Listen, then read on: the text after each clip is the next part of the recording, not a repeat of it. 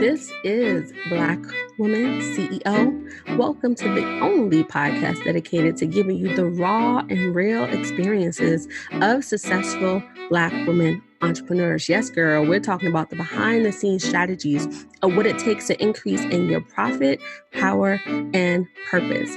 I am your host, Quanisha Green, and I invite you to sit back, relax, and enjoy today's show. Hi, this is Quanisha Green, your host of the Black Woman CEO podcast, and welcome back.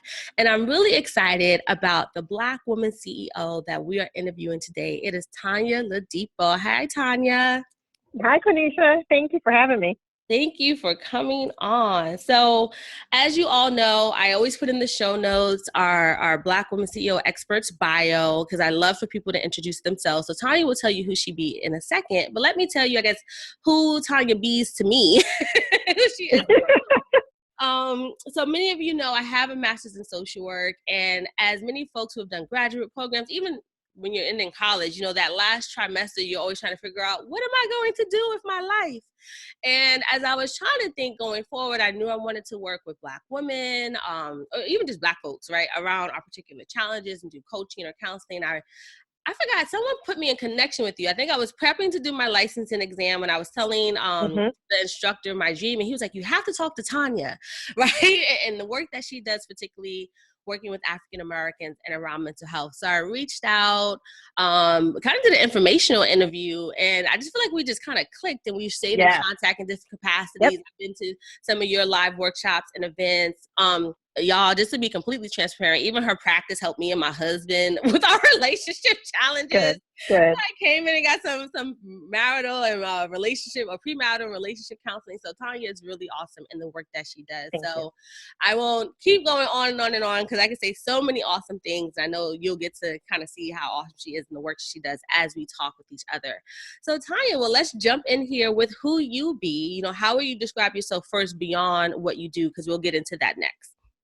Yes, no, that's a great question. I am a full person in this world. So I'm a child of God, which I have to say in the past, my kids are 9, the past 10, 11 years has become more of a focus and guiding principle for me. And, you know, waking up every morning saying prayers of, I hope I do things that are pleasing to you. I hope I speak words that are pleasing to you. So that is a core piece of who I am. I am a mother to 2 beautiful, incredibly fierce, intelligent girls. That is part of who I am. I am a wife to a husband who has supported me from day one and beyond. And I am the daughter of 2 incredible people, my mother and father, and the granddaughter of Ruth Terry, who is the fiercest woman I know. So that's who I am. I love that, all that fullness of who you are. Thank you for sharing that with us. So let's jump into sort of what you do. So what is your mission, and can you tell us about the work that you do? Yes, that's a great question. What is my mission? And my mission is the work that I do. So it's kind of one and the same of an answer. And so I work with Black folk to help us heal all of the ways that we've been hurt so that we can be who we are destined to be in this world. And so that is the kind of the core mission of the company I founded, Ladipo Group, and the traditional psychotherapy, couples therapy, family therapy, individual therapy sense. That is a big piece of my mission, is making sure that we're getting the support, and not just support. I feel very strongly like change only happens when you have new tools to do something differently. And so that I'm making sure that people get those tools that they need. And this other piece of myself that I am bringing to fruition, it has been growing inside of me for about 4 or 5 years, but I'm finally coming to life, is S.O.S for Superwomen, which is specifically for women who are doing too much, being too much to everybody else, and have no time for themselves. And the reason that's part of my mission is I am very clear how powerful women are. I wasn't always clear, but I am now. I know how powerful we are. We don't always know it. We don't always act on it, but we are. And when we can get rid of the distractions, when we can get rid of all the junk that is piled on top of us, when we can take care of ourselves because we're doing so much for everybody else that we become tired and angry and resentful, and then all the stuff we're doing for others isn't actually our best selves. When we can take care of ourselves, then we can continue to do for others in a more authentic way, in a more genuine way, in a way that feels better to ourselves, in a way that feels better to the other person receiving our goodness. And so I'm really clear that my mission is to help women see, if you keep running yourself to the ground, you are going to hurt the people you love, you're going to hurt yourself, and you are not going to fulfill your purpose here on earth. Certainly not as well as you could have. That is that's kind of me. important. Like, although I mean, of course, we're friends on Facebook and I get the emails. But even just hearing you saying that so succinctly reminds me, that particularly, we have this mass as a group of Black women, right? Research-wise, historically, other strong Black women. And, and that was heavily my research, looking at how all these things come up. And so when you said that just now, I know that, and even from like just working with people over these last 2 years full time, that many of us think that by serving others, right, at sacrifice at ourselves, that we're always doing something for them, in the sense that that's what's best for them. Like, oh, I got to show up for them and I got to show up for this person at our expense, right? That serving, we take pride in it. It's such a important part of our identity. But what you just said is that you're actually not only cheating yourself, you're cheating other people by not taking care of yourself. And I think just pulling that message out, that self-sacrificing, even Ayanna Van Zant said something, that when we give from a place of emptiness, we're making the other person a thief. Yes. And I feel so strongly about it. And, I appreciate how you kind of captured it and also understood it, because, I do public speaking. I do workshops on this. And 99% of the time it's very well received. And I had my first experience this year where it was not. And it shocked me, because I'm like, wait a second, I know this is good stuff. I know I'm a good public speaker. What is going on? And on top of it, my mom was in the audience. So I was like, what is going on? Fortunately, she had seen me other times. She said, no, I am good, Mom. But the audience didn't connect, and it didn't click with what I was saying and me. And I realized, that was my first moment, Tanisha, of realizing that, what I'm saying is radical, because I didn't consider it to be radical. It's just what I believe. It's what God put in me, and it's what I'm supposed to birth out to the world. I didn't consider it to be radical at all. And that swap of a presentation helped me realize it, because after I went through everything I could have done differently, looked at myself, then I was able to kind of look at it a little more objectively as well. And the feedback I was getting in the moment was, you're, Tonya, essentially telling me that if I sacrifice myself, that if I stop sacrificing myself, if I do everything you tell me to do, then I am not going to be a strong Black woman. That is the message that I think they heard. And it's the message I was challenging, because I'm not saying to stop doing for other people, but I am, and I was saying, if you do it at your expense all of the time, you are not as good to the community as you could be. And I think for that audience who had built a life, not just a life around self-sacrifice, but pride in self-sacrifice and identity in self-sacrifice, to kind of hear that being challenged of like, whoa, there's another way. That crowd at that moment in time was not hearing it, which, was helping me. It did hurt a little bit. But once I kind of got over myself, I really was able to better see, not everybody is ready to hear what I have to say. And that's okay.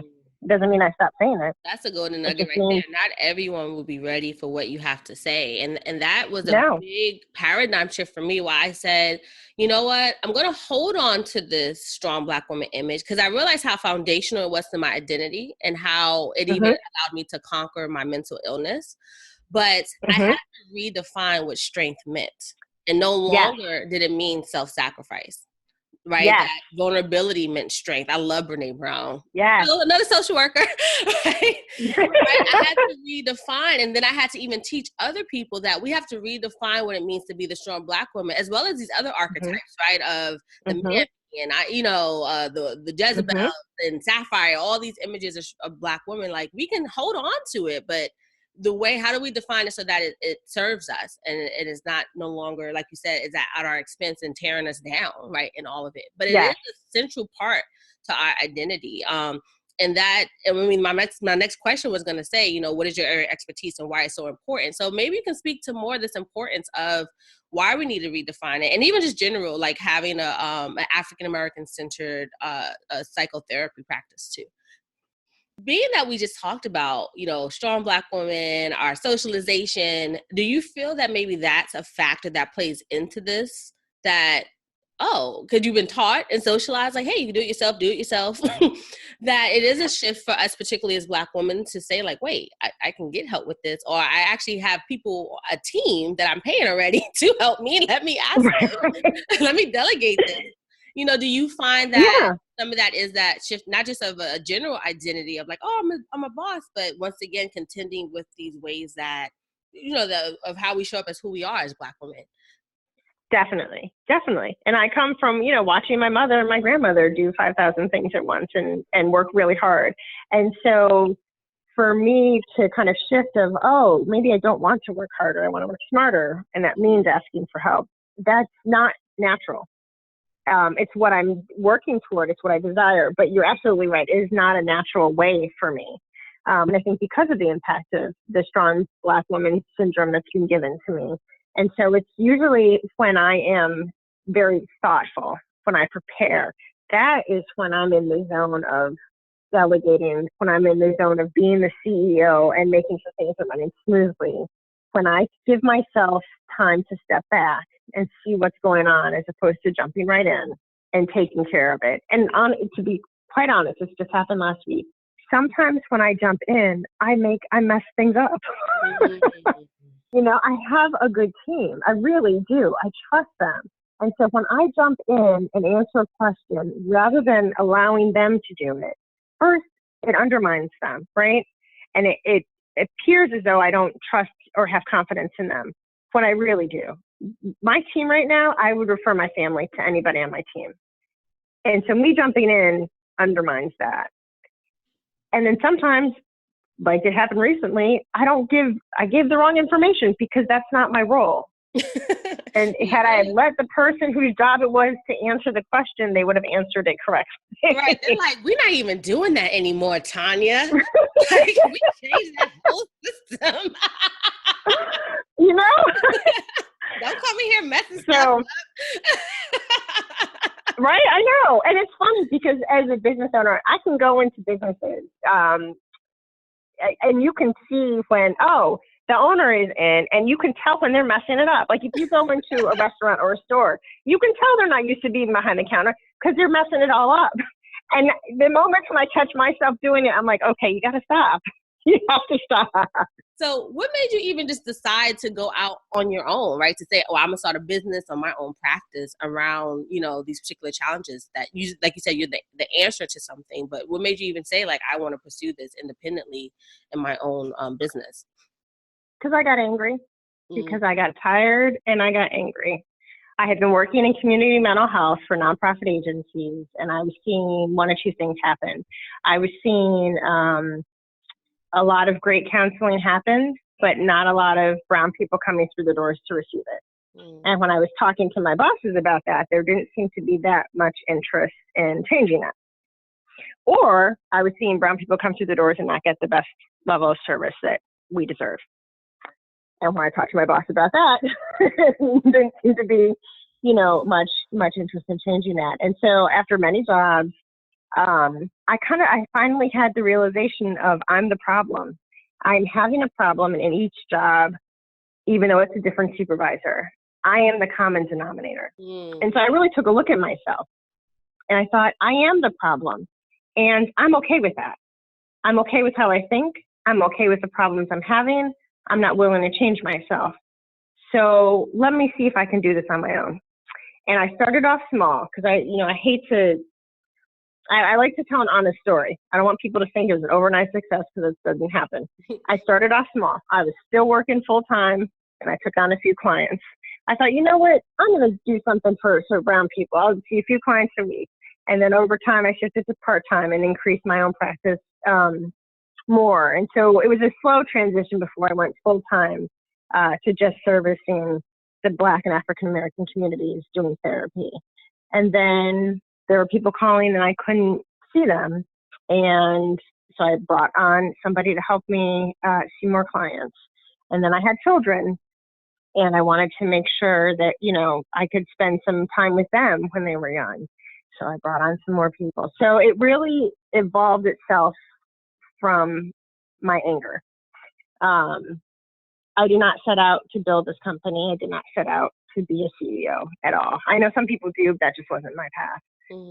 I was just fed up of watching us not get good service. And so that's where it started. And then over time, and you know, God is hilarious. You know, I'm also hard-headed and stubborn.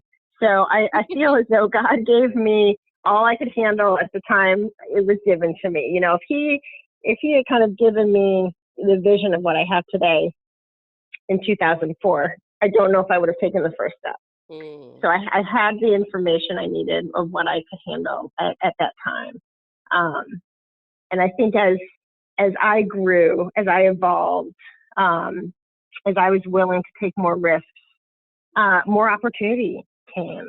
So in addition to the therapy, we also added a consulting department because I had the realization of, you know, therapy is a slow process one-on-one. It's necessary, but it's slow. And if my purpose is to help Black people have healthier relationships with themselves and others, then I need to have a bigger impact. So I need to start talking to people in the workplace. So we started doing consulting with nonprofits and places of educational settings, and moving into the corporate sphere as well of how can we make workplaces healthier for Brown people. Yeah. So that's journey. That's where my journey is up until today. And then, you know, I'm on I don't know if a cliff is the right analogy, but I'm at another growth point personally in the business, and also in terms of what the company is about to do. Like you were saying, you know, you realized through the bottleneck, we had reached a really nice level, but I realized either we're going to stay here or we're going to take a risk and we're going to make it bigger. And so we're at that edge of we've taken the risk, we're making it bigger. And so I know we'll keep going from there. Once again, I feel like this theme is journey, right? that keep coming up, that this is all a journey. But particularly there were two things you said that I think are so important for those who are in the startup phase, that particularly overnight success is like years. Right. Overnight really equals 5 years, right? Or 2 years. Like overnight is a gradual. Or 10 years. Right? Yes. Like we're seeing like, oh, look at Tonya now. She got practice. She got consulting. You know, you got a team. Right, especially when but it was a process, and that you did it part-time, and then you hit another, I've been calling them growth edges, like you hit a growth edge of like, wait, I can't serve everybody, let me make a new decision, right? So that one just emphasizes that there will be things that will hit along the way. And the other thing I wanted to pull out, particularly around this decision to start your business, when you were at a growth edge, you saw the importance of establishing your thought leadership. And that's something I just wanted to pull out because I've been emphasizing that to people that, you know, we want to have income, which is important. But when you think about impact, you do got to get your thoughts out there. And the fact that you, in your reflection, when you said that you realized that you were the problem. So you spoke to one, the importance of self-introspective work in this. And then two, even though you were seeing the common denominator was you, but that you had a particular take, right? Your thought leadership, you could say that birthed it in that moment of like, wait, I have a perspective here that I'm bringing from space to space, and that's the problem. But you didn't just say, okay, well, I'll leave it at that. That's something for me to resolve. You said, I'm also going to be the solution, and let me figure out how I can start being the solution, even as a side hustle, right? Like as you started trying to serve this and taking that on as, okay, I'm going to solve this problem. Now that I am seeing it, like it sounds like you took on a responsibility to say, okay, I am seeing this. I have an eye for this. Let me do something about it, and start a business. So I just wanted to pull out some of that in your origin story. So no, it's very true. It's going to really touch some folks. And you mentioned some of the early challenges you faced. But can you speak more to how you overcame them? Like maybe that point when you said, okay, I was having a wait list, or right, or I had to figure out how to balance my full-time job with the side work. So what were some of those early challenges and how did you overcome them? So some of the early challenges, I think, was a lot of self-doubt, not Mm-hmm. knowing if I could do this. I went to social work school. I have a master's degree in clinical social work. I don't have an MBA. So I was figuring it out as I went along. And now that I'm so many years into it, that's what all businesses do. That's what all companies do. You build the airplane as you go. But when you're just starting out, nobody tells you that. You don't know that. So every decision feels monumental. You know, you always feel like you are on the cusp of losing the little bit that you've gained. And it was really lonely and isolating. I didn't have a network of other people in private practice. And so what I did is I cultivated one. You know, I went out and found what I needed. I realized I needed some support, but I didn't do that right away. And so I think I spent some years doubting myself and not having confidence or support simply because I didn't build that kind of community for myself. So that is one thing I would say for people starting out. Being an entrepreneur, working for yourself is very different than working for someone else. And not everybody understands what that's like. It's a different mindset. You know, I now have a network of entrepreneurs. I actually went through a business training program with about 29 of us. And one thing we all said, it didn't matter what industry we were in, like we're made differently. People who are willing to take the risk of starting their own company are made differently. And so when you try to talk to people who aren't made like you, they can love you and they can support you as much as they can, but they're not going to fully understand it. So I do think it's so important to surround yourself with people who are other entrepreneurs, who are further ahead in their journey and who are also right next to you in their journey. Oh, y'all, that was good. Those are so many of the things that I struggled with along the way and also had to figure out. That was actually my very first thought, which made me actually sign up for a mastermind. Like when I decided that I was going to, go into business full time, leaving graduate school, the fear that kept coming up and, that process of catching the thoughts, as you know, from cognitive behavioral therapy, was I'm going to be lonely. Yeah, well, and it's significant, like you're saying. I mean, the depression and anxiety that entrepreneurs and small business owners have is immense, which makes sense when you think about it, because it's not just doing the work itself. You have to get paid for the work. And then if you start building a team, they need to get paid. Mm-hmm. And then your team, they go and buy a house.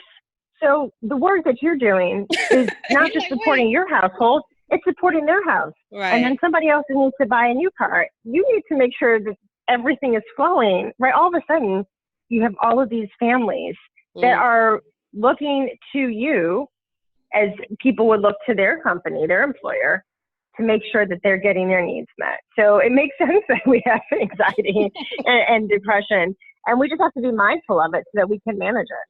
Yeah, and put those supports in place. So how have you integrated, and you said you had your daughters in this, so how have you integrated work, business, life, self-care, and family while also, like you said, taking care of all these other people as you built the team? Yeah, right. So, it changes over time. It shifts. And I think having children has actually been really helpful. Is it challenging? Yes. But it's helpful because you get to see them grow and develop, and they have different needs. And they are like a visual representation of the same thing for your business, right? Your business goes through different stages and has different needs. And so you have to constantly adjust to what is going to work for you and your family and your business at any given time. And so I make sure, you said this earlier, Quenisha, but when I focus on S.O.S for Superwomen and helping women take care of themselves, it forces me to do the same too, because I'm not going to talk about delegating and then not delegate. I can be honest about struggling with it, but I'm going to have to do it. Right. And so I make sure I take care of myself. I make sure I go for walks. I make sure I get exercise. I make sure I go to the beach in the summertime because that's important to me. So how I do it all is I make sure I have time for the things that are most important to me. I make sure that my family is taken care of and that they get their needs met. I make sure that I spend time with friends. I make sure that I take care of my business. And so, this is this timing of this question is perfect because I said earlier, we're doing some really big things this year and into next year. And because of that, in the past month or so, I have become really focused and really clear because I have a lot going on. If it doesn't fall into these 4 buckets, then I'm not doing it. And so I have been saying no a lot. Thank you for asking me. I won't be able to do this. Thank you for asking me. I can't do this. Can you ask so-and-so? They might be able to help you. I wish I could, but I'm not going to be able to. I have been saying no a lot because I'm clear about where my business is going. I'm clear about my girls growing up very quickly, and I have a few more years left. That might even be generous of them wanting to spend time with me versus me having to beg to spend time with them. Right. Those things are so crystal clear. I'm clear that my parents are getting older, that it makes it easier to say no to other things. Like, oh, you would be so great at this, Tonya. I really appreciate it. But I really can't do it right now. I love that. One, you said that it's going to change and shift, but it sounds like making or being intentional about taking time at whatever phase of life that you're in to say, what are my priorities right now? Like you said, those 4 crucial buckets, right? Next year it may look different, right? 2 years it may look different. When your girls are, maybe later teens and they're like, we want our own life. We want to talk to you, right? Like it makes them like, well, I'll go spend time with myself then, right? Like different priorities. But it sounds like along the way that you've been intentional about, okay, what am I valuing at this time and what's a priority? And then setting boundaries, like being able to say no, right? And not feeling bad about it. No is a complete sentence because of whatever your boundaries or priorities are at the time. So thank you for sharing that. Yes. It's going to shift. So and I do want to share one. Can I share one quick thing that I heard from Renee Hughes. She's the CEO of the American Red Cross in Philadelphia. And I heard her speak, and she said that it's not a ladder. It's not a career ladder, but it's a lattice.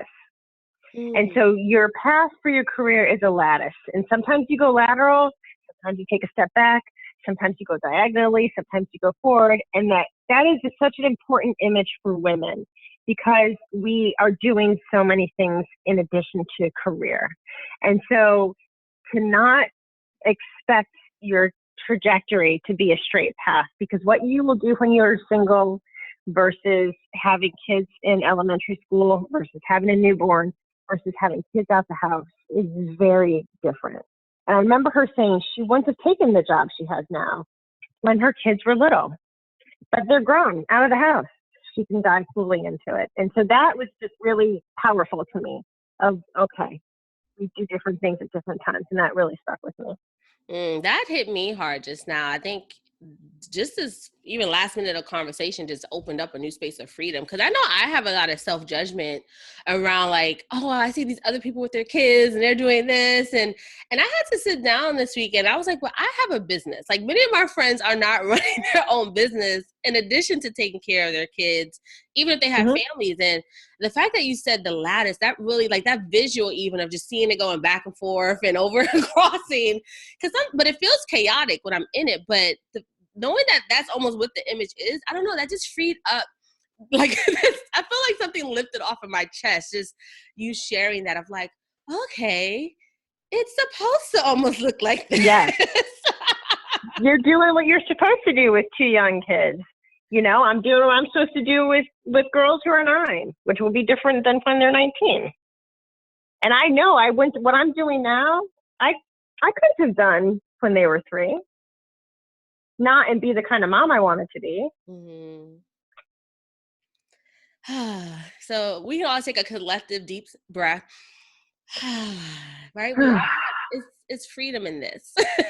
And it's sort of like that social work model that you are exactly where you're supposed to be. Right? You're exactly where you are supposed to be right now and start where you are. So that's kind of like what I heard around all the how you're balancing and integrating it, as well as you sharing that advice from that director. Yeah. So how do you And go to be about, compassionate with yourself. I'm sorry, go ahead. What was that part? To be compassionate with yourself, right? There Yes. will be some days where it's not a good day. It's not a good week. You try again.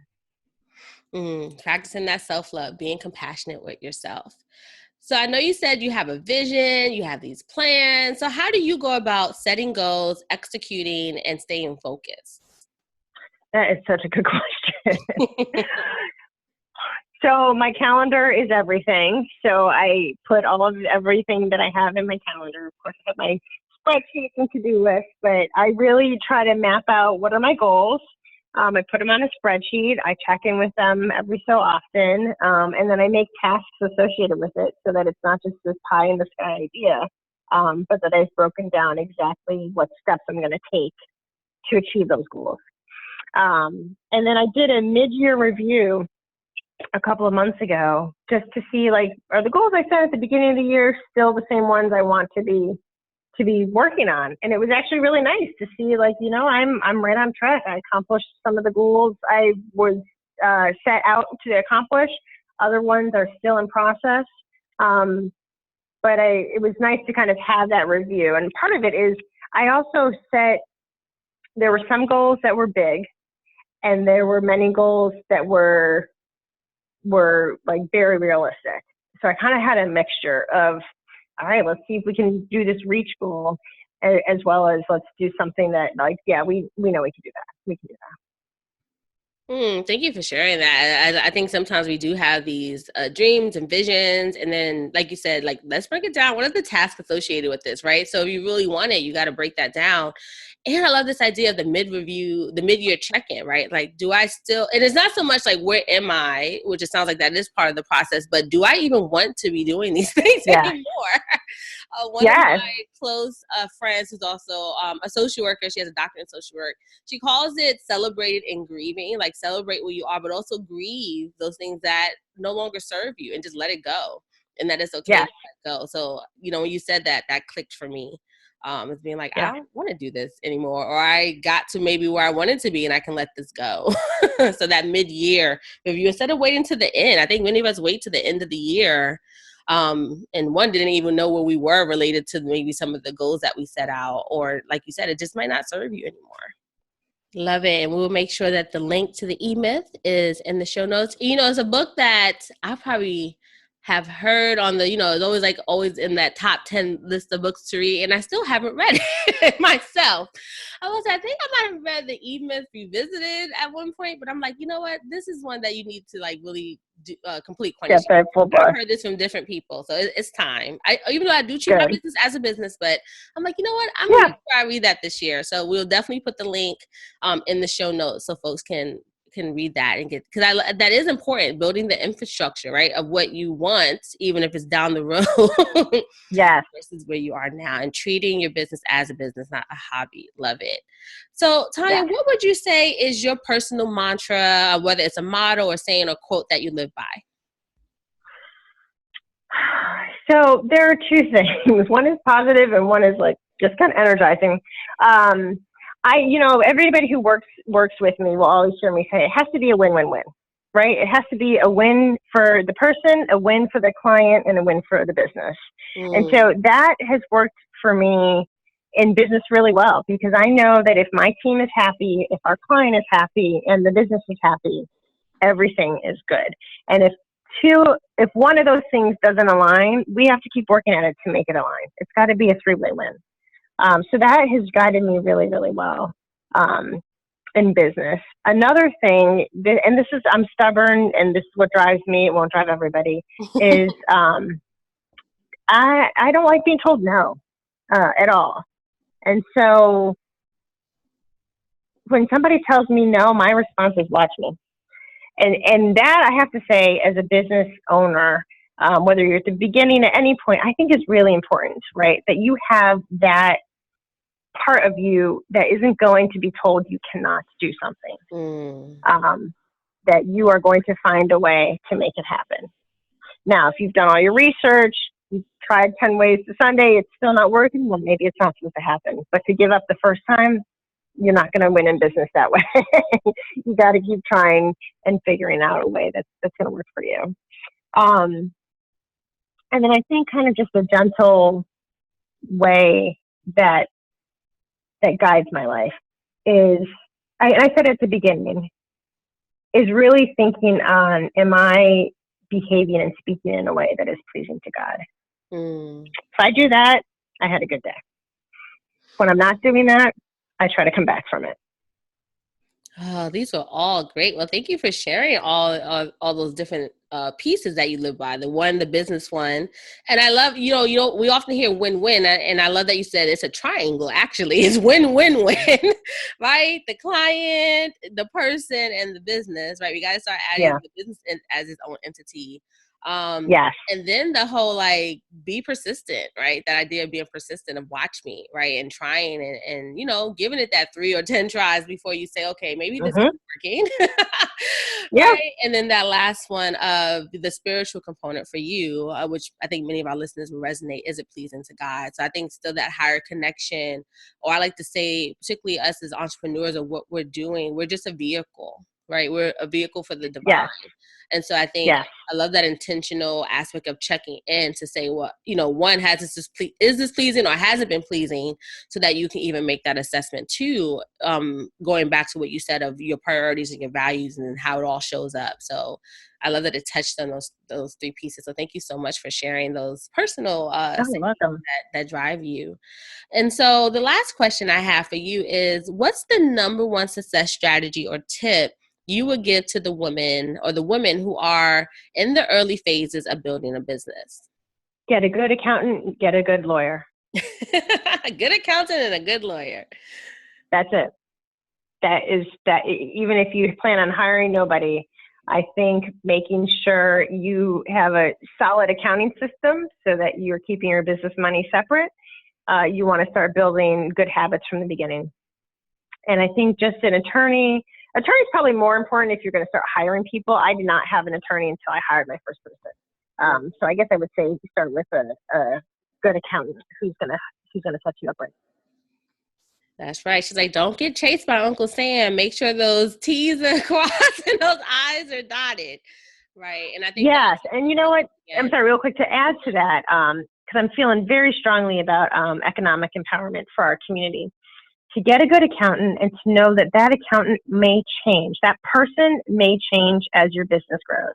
I don't have the same accountant I had when I started my company. So as my business grows, it needs different things. As revenue increases, as you hire more staff, as cash flow becomes a bigger issue, you need different things. And so you need to have an accountant who can match you for where your business is today and at least 2 steps ahead of where you are today. And that might not be the same accountant over time. But if we want to pass on wealth, we need to partner with people who are experts in finances. And if it's not you, and that doesn't mean using TurboTax, experts in finances, right? If you want to pass on wealth. And so I think kind of that to me is really important, especially for our community. That's important to me that we do.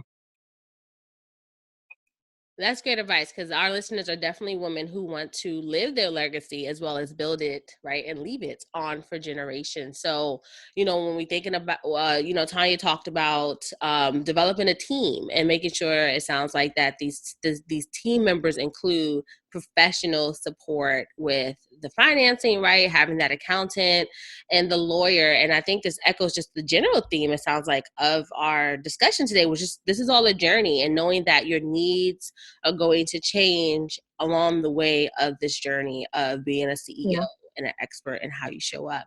So thank you so much, Tonya, for sharing all this wisdom and these golden nuggets. I know this fed me, so I know our listeners today and the Black women who we have that are emerging or current CEOs. So how can folks stay connected with you? Whether maybe just both of them, like how would they connect with you at the Ladipo Group? Because maybe they want to come in and get some services or refer folks. And how do they connect to the S.O.S. Superwoman movement? So for the Ladipo Group, especially if you want therapy services in Philadelphia, we have 2 offices. And so hopefully you can link to our website, which is theladipogroup.com. And then for S.O.S for Superwoman, that is available virtually, so you don't have to be in the Philadelphia area to participate in that. And so if you check out our Facebook page, sosforsuperwomen.com, no, I'm sorry, we do have that website. If you check out our Facebook page, S.O.S for Superwomen, you'll be able to get all of the updates about what we're doing. You can join our mailing list. We send out a weekly newsletter. We know people are busy, so we want to make sure that it's only valuable content about how to be a busy professional and also have an enjoyable life. So those are the best ways to reach us. All right, great. And I'll make sure that these links are in our show notes so that you can just click and head over to either the Ladipo Group or just connect virtually. And yes, there is a dedicated website. I just went to it myself. So you can go to S.O.S for Superwomen or the Facebook group, but we'll make sure those links are in the show notes at the Black Women CEO podcast.com so that you can just click and go to where you need to go so that you can connect with Tonya in this movement, right? That yes, we can be busy professional women, but we also can take care of ourselves. And that's just not in service to us, but also in service to those that we love, right? And that's why we are self-sacrificing, but there's a better way to go about doing it. So Tonya, any last thoughts or things you want to add before we wrap up here? I just want to say thank you. This has been such a great conversation, and I always appreciate reflecting on my own journey of where I've come from and where I am, because it's really useful to me. So I appreciate the time, and I appreciate you having this platform. I really want to say thank you. Oh, thank you. It's my pleasure. And thank you so much for joining us in this movement and adding your experience and wisdom. We truly appreciate it. So everyone, this is Quanisha Green, your host, signing off, and we will see you next time. And remember, tell a friend, tell a sister to listen, because this is really valuable information. So talk to you all soon. Bye. Oh girl, the episode stopped, but the party is not over. I want you to go ahead and subscribe, like, and rate this show. Leave us a comment sharing your takeaways. And when you're done with that, come on over to blackwomanceo.com, join our movement. And when you do that, you'll get the special invitation to join us in our community. Well, I would love to put a face to that name, girl. So this is Quanisha signing off, and I look forward to seeing you soon. Peace and love.